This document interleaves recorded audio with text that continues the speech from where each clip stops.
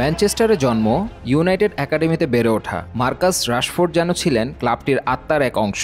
এক যুগের বেশি সময় ধরে থিয়েটার অব ড্রিমস এর গ্যালারিতে তার নাম ধ্বনিত হয়েছে হাজারো কণ্ঠে। তার গতি, নিখুঁত ফিনিশিং আর মানবিক উদ্যোগে তিনি হয়ে উঠেছিলেন ইউনাইটেড ভক্তদের নয়নের মণি। তবে সময় বদলায়, সম্পর্কের মতোই ফুটবল ক্লাবের ইতিহাসেও আছে বিচ্ছেদ। সব জল্পনা কল্পনার অবসান ঘটিয়ে রাশফোর্ড এখন বার্সেলোনার ফুটবলার। ক্যাম্প নুয়ে নতুন অধ্যায় শুরু করেছেন তিনি, যেখানে আবারও প্রমাণ করতে হবে নিজেকে।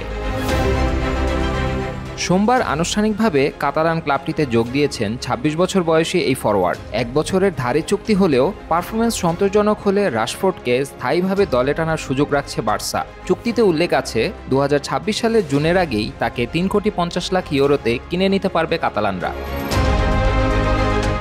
নতুন ক্লাবে তিনি পরবেন ১৪ নম্বর জার্সি। গ্যারি লিনেকারের পর রাশফোর্ডই প্রথম ইংলিশ ফুটবলার যিনি বার্সেলোনার জার্সি গায়ে চাপাতে চলেছেন। নিজের প্রথম অনুশীলনের পর ইউটিউব বার্তায় রাশফোর্ড বলেন, এটা এমন এক ক্লাব যেখানে স্বপ্ন পূরণ সম্ভব। মনে হচ্ছে আমি নিজের ঘরেই আছি, এখানে খেলতে মুখিয়ে আছি। ইউনাইটেডে সপ্তাহে ৩,২৫,০০০ পাউন্ড আয় করতেন রাশফোর্ড। এবার বার্সা দেবে তার ৭৫%, বাকি অংশে ছাড় দিয়েছেন তিনি নিজেই। এতে করে ইউনাইটেডের বার্ষিক বেতনের খরচ কমবে প্রায় ১৫ মিলিয়ন পাউন্ড।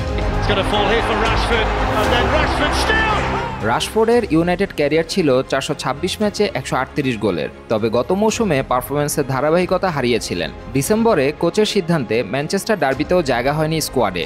শৃঙ্খলাভঙ্গের কারণে ৩ বার শাস্তি পেয়েছেন। মৌসুম জুড়ে করেছেন মাত্র ৮ গোল। জানুয়ারিতে তাই সাময়িকভাবে খেলেছেন অ্যাস্টন ভিলার হয়ে।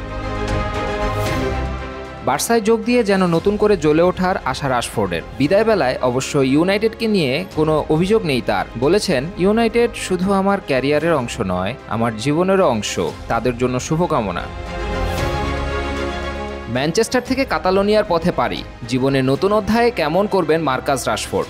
এখন দেখার পালা স্পেনের আলোতে নতুন করে নিজেকে কতটা চেনাতে পারে এই ইংলিশ তারকা।